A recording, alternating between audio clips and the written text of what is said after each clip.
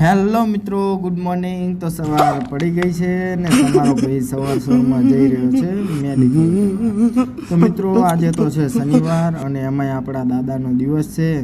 તો સાંજે તમને દેખાડું કે ત્યાં જમણવાર હોય છે.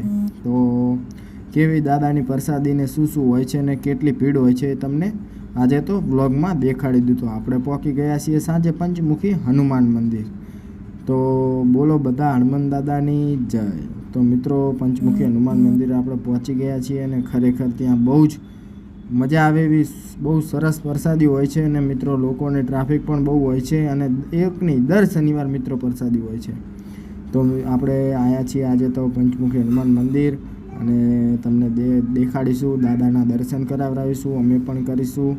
બહુ જ સારામાં સારું મિત્રો જગ્યા છે અહીંયા અને બહુ જ એટલે બહુ જ મિત્રો સેવકો પણ એટલા આવે છે સેવા કરવાની અંદર. હું પણ ક્યારેક ટાઈમ મળે તો જઉં છું.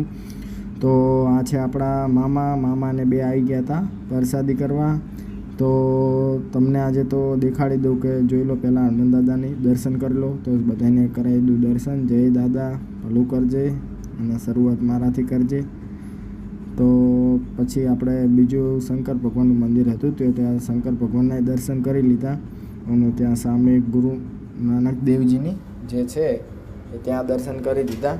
અને પછી આપણે મિત્રો જમણ પ્રસાદી કરવાની આપણે લાઈનમાં ઊભા રહીશું. તો એ પહેલાં તિલક કરી લઈએ થોડુંક હનુમાન દાદાનું સિંદૂરનું, અને તિલક કરીને આપણે જમણવારમાં લાઈનમાં ઊભા રહ્યા હતા અને પ્રસાદી કરવા બેસી ગયા હતા. મિત્રો કેવો લાગ્યો બ્લોગ? અમારી યુટ્યુબ ચેનલ સબસ્ક્રાઈબ ના કરી હોય તો કરી નાખજો. તો બધાને જય હનુમાન દાદા.